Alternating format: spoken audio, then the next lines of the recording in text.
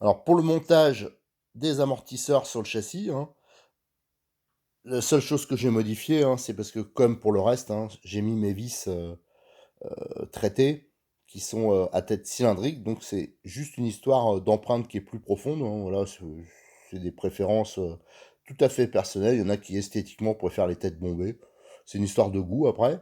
Là, les Nistop, c'est le montage d'origine. Nistop avec rondelle, hein, c'est un montage tout à fait classique. Mais moi, sur toutes mes voitures, je mets plutôt des écrous Nistop de ce type avec la rondelle intégrée. Moi, je trouve ça hyper pratique. Déjà, ça évite de perdre des morceaux, des machins. Et en plus, c'est assez joli, c'est plus joli. Alors, ça existe couleur, entre guillemets, inox, chromé, et en noir. Alors là, je vais utiliser des noirs. Voilà, bah, je vous avoue que c'est plus pour les photos, parce qu'avec le flash, avec les chromés, ça éblouit. Enfin, donc ça fait rater les photos un peu. Je préfère avoir des pièces noires. Autrement, je pense que j'aurais mis cela. Alors là, je vous ai fait deux deux montages différents. Donc ça, c'est le montage d'origine, avec la rondelle, hein, le knee-stop. Et là, c'est avec l'épaulé. Voilà. Bon, moi, je préfère cette solution, elle me semble quand même pas mal. Alors pour ceux que ça intéresse, alors c'est pour toutes les voitures, hein, il y a des kits complets, c'est des paquets de 10. Je vais vous donner la référence, c'est 1492 pour les noirs et 1495 pour les, entre guillemets, chromés. Donc les amortisseurs, ils sont montés à l'avant, à l'arrière. Donc là, j'ai bien mis mes petits knee-stop épaulés. Et en bas, on a donc les vis 320, hein. Donc ça vise directement dans le plastique, ça c'est pas mal. Et il y a en plus une petite vis CHC sans tête là, avec qu'on manipule avec une clé 215 qui prend appui sur la vis, sur le pas de vis pour la bloquer, pour la ralentir. Voilà, donc ça, il y a possibilité de mettre un peu plus long que 3,20 si on veut sécuriser un peu plus. Mais en tout cas, niveau fixation, je trouve que c'est pas mal. Notamment avec les inserts en plastique, le support, enfin la rotule qui est elle, en aluminium traité. Donc ça fait vraiment, faut laisser bien sûr le jeu nécessaire, hein, faut pas, bien sûr, absolument pas brider sur cette pièce-là. Voilà, donc cette partie-là, notamment fixation, tout ça, moi, ça me semble vraiment pas mal. Ce que j'ai apprécié, ah oui, ça j'ai oublié de le dire, ce que j'ai apprécié, c'est qu'ici, pour monter les amortisseurs, il y a un peu de marge, donc on galère pas, hein. Il y a des voitures, c'est vrai que c'est hyper dur à mettre la rotule dans l'emplacement, parce qu'ils ont prévu hyper juste, et alors des fois, il faut un peu retailler, ou il faut forcer. Alors c'est vrai que quand on veut faire des réglages, quand il y a un peu de liberté, c'est toujours un plus. Et en plus, d'avoir un peu de jeu pour la rotule dans ce sens-là, il est vraiment hyper minime. Moi, je trouve que c'est aussi un plus au niveau de la casse, au niveau des contraintes sur la tige d'amortisseur. Donc ça, c'est un bon point. Alors maintenant, on va pouvoir passer au montage final, ça veut dire montage des bavettes, de la partie radio électronique.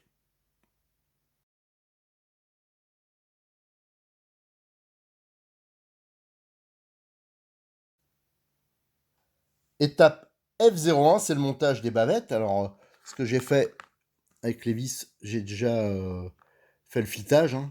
Ça facilitera le montage. Et on voit, ça vient s'encastrer. Il y a un usinage sur le châssis, hein, un châssis qui est quand même très beau. Et on peut voir qu'il y a l'emplacement ici pour les bavettes. Et quand on place la bavette, ça s'emboîte parfaitement. Maintenant, il reste à voir si au niveau des trous, ça tombe bien aussi. Alors ça, je vais le monter tout de suite. Alors les bavettes sont montées, alors ça s'encastre parfaitement. Alors c'est vraiment, c'est bizarre, hein, mais c'est un truc que j'aime pas trop, monter les bavettes, parce que j'ai souvent des mauvaises surprises. Il y a des kits, des fois ça tombe pas pile poil en face. Bon, apparemment ça choque personne, mais c'est vrai que je trouve que ça monte pas toujours nickel. Et là par contre, impeccable. Alors les bavettes, elles sont pas parfaites, hein, parce que par exemple, là il y en a beaucoup qui font comme ça, ils reprennent les bavettes du thermique. Alors il y a la découpe pour la sortie du pot. Elles sont pas hyper hautes sur le côté.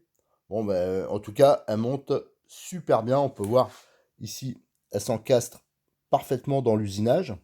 Et en dessous, quand on retourne, c'est pareil. C'est vraiment encastré dans l'usinage. Alors ça, je trouve que c'est un petit plus sympa. C'est l'appairage châssis bavette.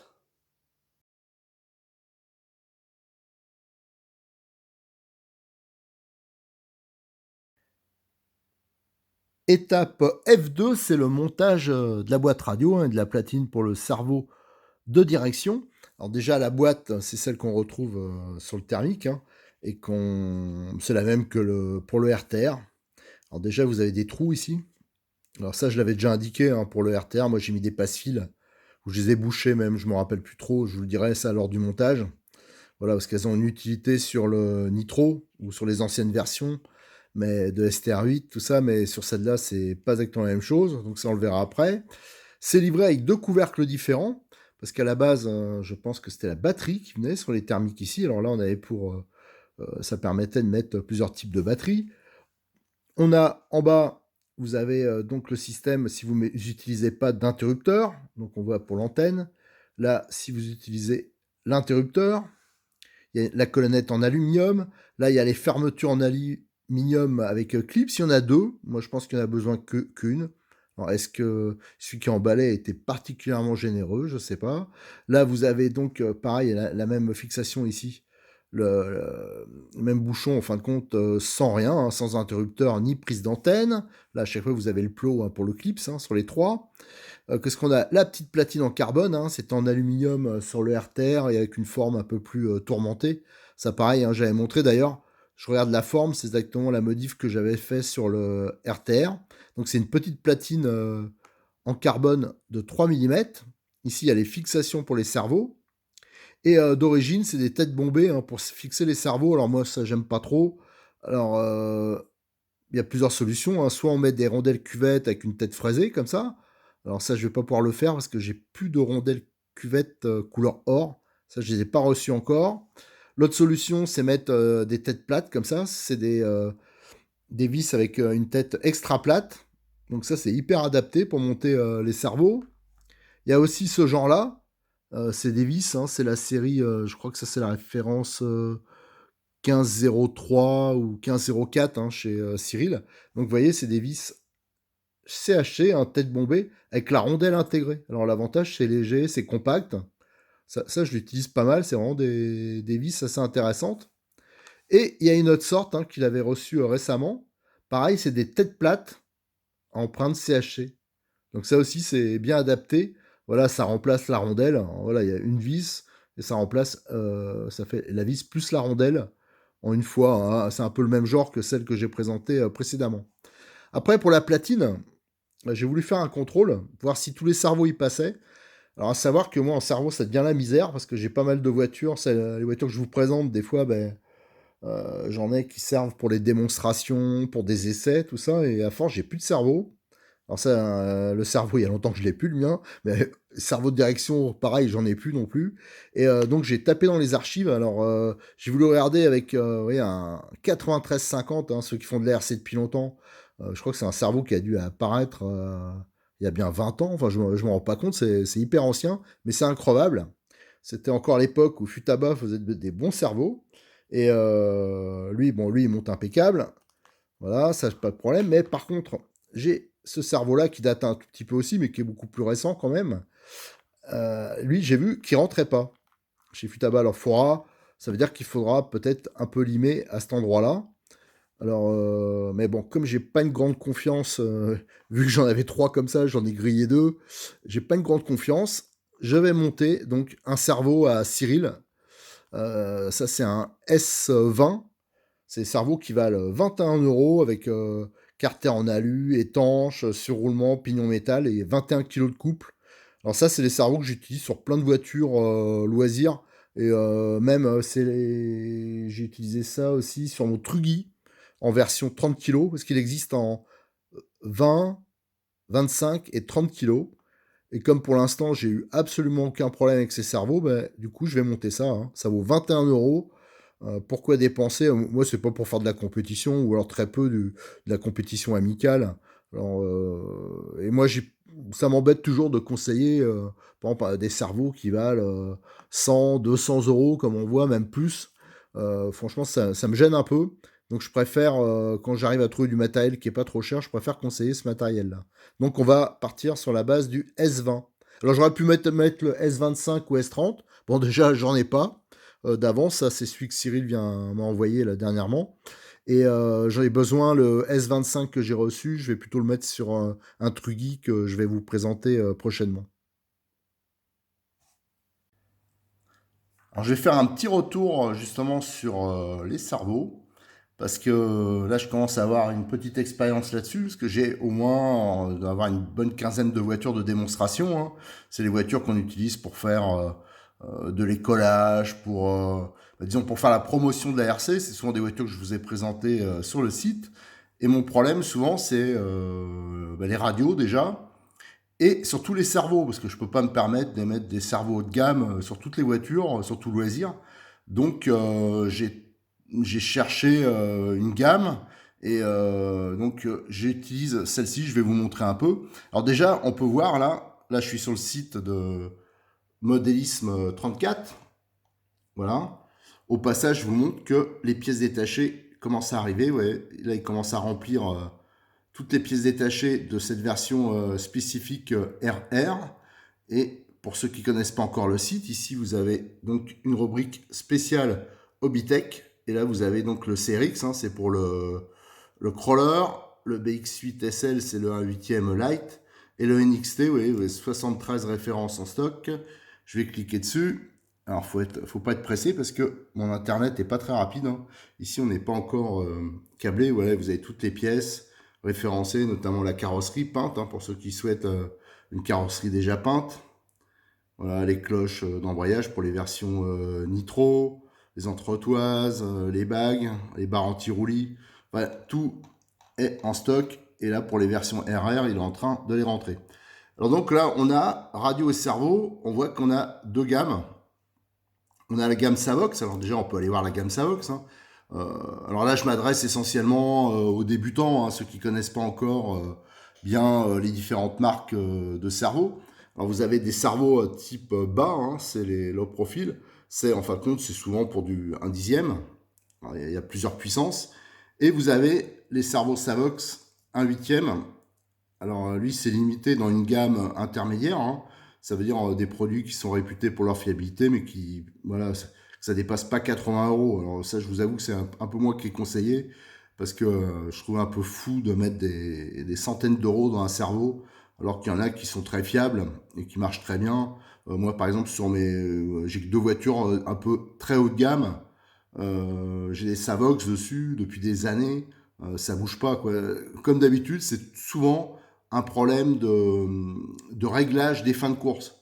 Si vous montez mal le cerveau, si votre commande elle force, s'il y a des points durs, si les butées de fin de course elles sont un peu généreuses, hein, ça veut dire que ça force, quel que soit le cerveau, un jour vous risquez d'avoir un problème. Après, il y a la chance aussi, hein, qui joue.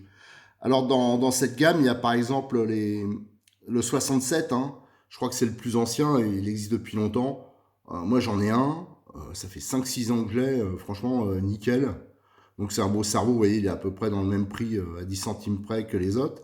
Et vous avez ceux qui sont un poil plus récents, mais qui datent aussi, mais qui ont une très bonne réputation, c'est les 1271 et 1272. Donc si vous souhaitez des cerveaux plus haut de gamme, et, puissant, rapide et fiable, vous avez donc la gamme Savox qui est très bien. Après, si vous avez plusieurs voitures, comme c'est mon cas, hein, et que vous voulez mettre pas trop cher, tout en ayant des cerveaux de qualité, vous avez les cerveaux loisirs dans sa gamme.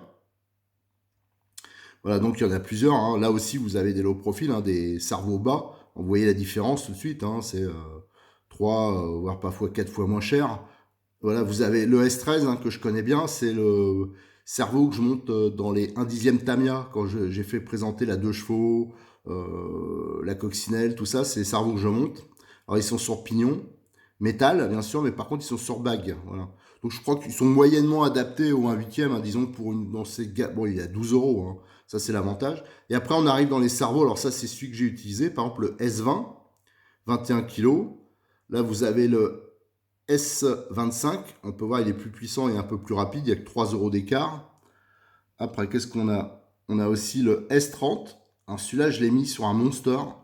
Je peux vous dire qu'il arrache bien. Là, c'est le S9, c'est un cerveau bas que je connais bien aussi. Voilà, vous avez donc toute cette gamme de cerveaux. Et je voulais surtout vous montrer ça parce que là, il y a des photos du cerveau démonté. Et ça, j'avais pas trop le temps d'en démonter un. Alors, je vais vous montrer. C'est moi qui lui avais fait les photos parce que j'ai une vidéo qui est en préparation. Enfin, une vidéo, une série de photos où je vais présenter toute cette gamme. Alors là, on peut voir, c'est dans un carter alu au centre. Et là, il y a un joint torique. Donc, c'est un cerveau qui est, voilà, c'est un peu comme les autres. Il y a une certaine étanchéité, mais je ne vous conseille pas, comme tous les cerveaux, de le foutre dans l'eau quand même. Là, on peut voir le carter supérieur. On peut voir que les axes des pignons, bah, ils ont inséré des petites bagues en alliage. Donc ça permet d'améliorer le guidage de l'axe, qui est très sollicité. Et là, on a la pignonnerie. Donc là, on voit encore un autre joint. Et là, vous voyez que c'est bien graissé. C'est des pignons. Là, celui-là, c'est en aluminium. Le reste, c'est en alliage de laiton. Et la sortie est montée sur 2 roulements avec ici un joint d'étanchéité. Donc, en fin de compte, au niveau conception générale, à part la partie électronique et le moteur, bien sûr, mais toute cette partie pignon, étanchéité, c'est semblable au cerveau plus haut de gamme. Donc ça, vous voyez, c'est quand même du matos assez sérieux. Alors ce qui va changer, c'est surtout la rapidité par rapport au cerveau très haut de gamme. Ça, c'est dû au moteur. Donc, mais par contre, le reste, que ce soit les pignons métal, les roulements, l'étanchéité, c'est le même genre. Et comme il précise, les spécifications peuvent varier selon les arrivages. Par exemple, là, c'est un 21 kg, mais je sais que selon ça, il en vend pas mal, il n'a pas de retour. Et des fois, ça arrive, c'est des versions 22 kg, des fois 21 kg. Vous savez, avec les Chinois, ça peut varier. En plus, bon, c'est difficile de contrôler, c'est sûrement le même, mais il lui donne une appellation légèrement différente. Voilà ce que je voulais vous montrer pour... Ah oui, je peux vous montrer aussi, ça je pense que je l'ai déjà fait, je vais en profiter pour vous montrer. Alors il y a une rubrique, voilà, depuis peu, une rubrique batterie. Alors par exemple, si vous voulez monter du 2S, 2x2S par exemple, donc maintenant il a toute une gamme, il propose des combos. Alors voilà, je vois. Par exemple, vous avez des combos avec différents types de chargeurs et les batteries. Par exemple, si vous voulez un montage 2S, l'avantage des montages 2x2S, c'est que les batteries 2S, vous pouvez ensuite les utiliser sur d'autres voitures, un buggy 1/10, un short course, je sais pas, il y a aussi les, comment ça s'appelle, le CRX, oh là, trou de mémoire, les trials, enfin en trial. Voilà, donc vous avez toute une gamme avec des chargeurs plus ou moins haut de gamme. Voilà, donc ça varie, les prix bien sûr, ils varient rapidement. Mais en fin de compte, vous voyez, il y en a beaucoup qui sont proposés. Donc le choix est assez vaste pour compléter votre NXT. Alors pour le montage du cerveau, j'ai testé plusieurs solutions. Alors notamment, il est livré bien sûr avec des caoutchoucs anti-vibration. Et finalement, je les ai pas mis parce que le cerveau est déjà un poil plus haut. Et en plus, je voulais vraiment tester. Je vois qu'il y a pas mal de voitures que j'ai eues en RTR, notamment, que j'utilise en démonstration, avec lesquelles on roule, qui n'ont pas ces caoutchoucs. Moi, avant, c'est vrai que je les montais pas. Bon, j'hésite un peu. C'est vrai que ça peut être utile, mais souvent, c'est mal monté ou c'est bridé. Alors là, j'ai décidé de pas les monter pour avoir une fixation donc un poil plus basse et plus rigide, parce qu'à la direction, bien sûr, le cerveau, il est pas mal sollicité. Alors, comme il est sur la voiture en position transversale, il peut légèrement osciller si la fixation est pas parfaite. Donc, j'ai préféré le monter sans silent block. Voilà, donc à voir. Donc, vous voyez, j'ai donc utilisé, alors j'ai testé plusieurs montages. Donc, j'ai utilisé les vis qui ont les rondelles intégrées. Alors, pour moi, je trouve que c'est le plus simple, parce que c'est en une partie, c'est léger. C'est la référence 1503. Pour ceux qui en veulent, c'est du 3x12. Voilà. Après, il y a la petite colonnette alu qu'on va fixer ici. Alors, à savoir que pour la tenir en place, c'est une clé plate de 6. Et donc, bien sûr, on va la monter au frein filet. Ah, la petite colonnette est montée. Là, pareil, j'ai mis une vis tête bombée. Là, pareil, hein, tête bombée couleur inox parce que bah, je trouve ça joli. Voilà, déjà. Et parce qu'elles sont solides. Alors là, on peut voir qu'on peut donc le maintenir par une clé de 6, hein, comme j'expliquais. Alors, ce que j'ai hésité à faire, c'était j'hésitais à plutôt monter ça sur le châssis et à faire le démontage par le dessus. Alors là, j'ai un peu hésité. Je pense que je ferai ça prochainement. Mais bon, pour l'instant, j'ai laissé comme ça. Maintenant, on va monter le reste de la boîte radio. Comme c'est la même boîte que sur le RTR, donc j'ai fait les mêmes modifs, hein. Ça veut dire déjà les knee-stop, je les ai déjà libérés, hein, pour pas que ça force dans le remplacement. Alors on peut mettre une petite goutte de cyano si on veut qu'il reste en place, mais bon, je trouve qu'il reste quand même relativement bien là. Et surtout, j'ai percé en face, c'est-à-dire que j'ai rendu débouchant les trous. Donc c'est vrai que si vous mettez une vis un peu plus longue, ça va pas forcer au bout et faire une déformation ou forcer. Voilà. Après, qu'est-ce qu'on va faire? On va boucher les trous inutiles. Donc le trou où passent tous les câbles, c'est celui-là. Je mettrai par la suite, hein, pas là tout de suite, mais quand je redémontrerai la prochaine fois que j'aurai bien fait les photos, tout ça, je montrerai un passe-fil. Alors un passe-fil, c'est quoi? C'est en fin de compte, c'est pour des câblages électriques, hein. On voit donc qu'il y a une saignée ici. Ça s'emboîte dans le trou. Alors, je vais pas le faire, mais ça s'emboîte dans le trou. Et après, ça réduit un peu le diamètre. Ça permet de passer les câbles sans surtout qu'ils frottent sur les parties un peu plus dures. Et alors, ça s'utilise beaucoup en industrie automobile. Voilà, surtout les vieilles voitures. Les voitures, moi, par exemple, j'ai une 2 chevaux, il y a des passe-fils partout. Parce qu'autrement, quand ça passe au travers des parties en métal, hein, des tôles en métal, ben, les fils ils peuvent s'abîmer, les gaines, tout ça. Donc, ça, j'ai fait. Et là, ce que j'ai sorti, donc, c'est de la cyanolite, du papier à poncer et j'ai coupé deux plaques, hein, bien sûr, j'ai pris les mesures, tout ça, dans du Lexandre que j'ai déglacé, hein, c'est pour que la cyanolite sur la face, bien sûr, qui va être collée, pour qu'elle accroche bien. J'ai fait la même chose aussi sur la partie de la boîte. Et en fin de compte, le but, ça va être de boucher les trous inutiles et qui étaient utilisés sur les versions thermiques. Voilà, il y a des câbles qui passaient pour notamment faire passer, il y avait deux boîtes, hein, sur le thermique, donc pour faire passer les câbles de la batterie au récepteur, des choses comme ça. Donc là, on va boucher ici et on va boucher en dessous. Parce que c'est pas besoin de laisser des trous où la poussière va rentrer, voilà. Donc ça, je vais le faire, je vais le coller, je vous montrerai le résultat après. Enfin, il n'y a rien de bien compliqué, mais je trouve que soit on peut rien faire, il y en a beaucoup qui le laissent comme ça, mais moi je préfère quand même le boucher. Donc là, j'ai collé les plaques, hein. La sénolite sismique liquide, mais enfin les autres, ça doit aller aussi, hein. C'est juste du plastique et du Lexandre à coller. Et là, j'ai collé, j'ai bouché le trou ici. Et comme je vous l'ai dit, hein, pour ici, ça je le mettrai plus tard, hein, quand je ferai le premier entretien, que j'aurai bien vu les câbles, ce que je veux mettre exactement, que j'aurai mis le contrôleur définitif. Parce que pour l'instant, je ne sais pas encore exactement ce que je vais mettre comme équipement définitif. Donc là, je mettrai ce passe-fil en place. J'en ai profité aussi pour mettre une petite goutte de cyanolite dans le logement des Nistop. Ça permet de les bloquer en place et comme ça on n'a pas à se préoccuper qu'ils soient tombés ou qu'ils se déplacent. Voilà, donc ça c'est un petit plus et je veux dire ça fera largement la vie de la boîte, hein. On ne démonte pas sans arrêt, enfin du moins moi je démonte pas sans arrêt.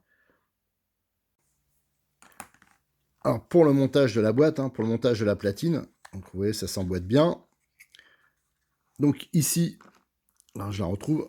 Pour le montage ici, c'est prévu pour du 3x8. Alors là, c'est le Nistop prisonnier, hein, que j'ai mis une petite goutte de cyano. Moi, ça me paraît, avec du 3x8, alors là, je vais passer à fond, ça me paraît un peu court. Ça veut dire, là, si je mets déjà la 3x10, on voit que ça arrive juste au bord, là, au niveau du Nistop. Donc 3x8, on ne prend pas dans le plastique du Nistop, donc je pense qu'il faut mettre une vis un poil plus longue. Ici, de ce côté-là, c'est la pièce, la belle pièce en alu avec le clips pour une ouverture rapide de la boîte. Alors, hop, hop, hop. Alors ça, éventuellement, il faudra régler la hauteur. Alors pareil, ça prend dans un e-stop, hein, qui est prisonnier.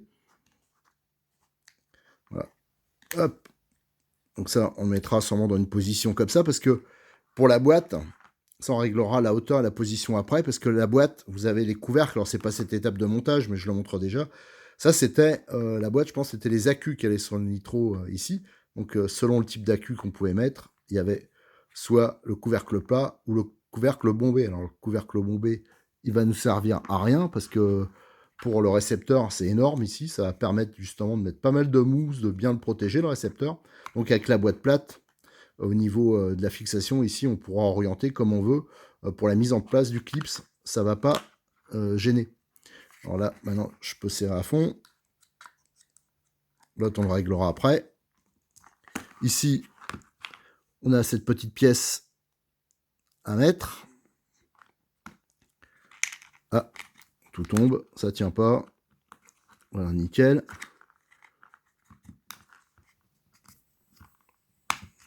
Donc là, par contre, c'est du 3x8, hein, comme d'origine. Moi, j'ai juste changé la couleur des vis, hein, parce que c'est ma visserie habituelle que j'utilise partout. J'aime bien la petite couleur inoxydable un peu. Donc ça, c'est une histoire de goût. Et c'est parce que comme je change certaines tailles de vis, bon, autant qu'elles aient toutes la même couleur. C'est essentiellement pour ça que je le fais. Oui, on peut très bien laisser la visserie d'origine, hein, mais je dis, c'est simplement que celle-là, je pense qu'elle prend pas assez dans le plastique d'Unistop, donc je suis pas sûr que la fixation soit optimum. Voilà, c'est tout. Donc là, c'est fermé. Et après, il reste le choix du couvercle, là où il y a la partie interrupteur. Alors, soit le mettre sans rien, c'est ce que je ferai sûrement par la suite. Alors là, c'est là qu'il y a la deuxième fixation pour la boîte. Soit une version avec interrupteur, avec une petite protection sur le côté, là. Ou soit une version pour l'antenne. Alors, moi, je vous avoue que généralement, avec mes récepteurs, les antennes sont tellement courtes que je laisse tout dedans. Alors, je sais que c'est pas très bien, mais moi, j'ai jamais eu de problème. Alors, je vais, voilà, pour histoire de montrer un peu l'exemple, je vais mettre la version avec antenne. Donc ça, pareil, c'est pas à cette étape de montage, mais c'est là, l'antenne, on la passera là. Et il y a ce petit bouchon, cette belle petite pièce molletée en alu. Quand on la visse, ici, ça va pincer cette partie-là sur le tube d'antenne, et c'est ça qui va le maintenir en place. Donc voilà, hop, j'ai choisi celui-là. Voilà, ça s'emboîte bien, nickel. Hop, et il reste à mettre les trois petites vis, les deux petites vis de 3,8, hein, comme c'est préconisé d'origine. Et la boîte radio sera assemblée. On va pouvoir monter ça après sur la voiture. Tac, tac, tac, tac, tac. Bon, pareil, hein, pas de visseuse électrique hein, pour là, parce que là, ce serait le massacre. Alors, admettons que je règle comme ça. Et normalement, voilà, ça sera... Donc ça, il faudra que j'ajuste un peu. Voir où ça coincouille, voilà. Là, ça, voilà, comme ça, la fermeture sera pas mal. Donc il y aura un clips ici, dans ce sens-là, et un dans ce sens-là. Voilà, la boîte radio qu'on va... Voilà, nickel. Et maintenant, on va monter ça sur le châssis. Pour le montage de l'ensemble sur le châssis, ils indiquent un mix de vis 3x8 et 3x10 selon l'emplacement. Hein. Et donc, il y en a une qu'il faudra monter au frein filet, hein, celle qui monte ici sur la colonnette alu. Et il y en a deux qui se montent ici directement dans la boîte. Alors, j'ai sondé, on peut mettre plus long. Et tandis que celle-là, c'est celle-là qu'ils indiquent, je crois, en 3x10. Alors moi, je vais simplifier. Je vais mettre que du 3x10 parce que ça évite quand on démonte de rechercher. Et en plus, la fixation sera meilleure. Et là, il y a quand même de la marge. Alors si c'est l'étape, la prochaine étape, c'est aussi l'étape, on va pouvoir voir si le palonnier, au niveau de la biellette, comme j'avais un petit doute par rapport au RTR, c'est la bonne taille. Si là, ce palonnier, il monte parfaitement, comme il est un poil plus haut que d'origine. Et qu'est-ce qu'on va voir aussi là, j'ai passé, bien sûr, le câble du cerveau de direction, hein, donc qui passe là. Donc vous voyez qu'après, quand je mettrai le silent block, ça sera un petit plus, ça évitera que ça frotte, que voilà, ça sera quand même mieux tenu. Et on peut voir que le récepteur, hein, ici un Apsima, dedans, il aura énormément de place. Donc on va pouvoir faire un beau logement avec de la mousse pour qu'il soit bien protégé des vibrations. Donc ça, c'est nickel.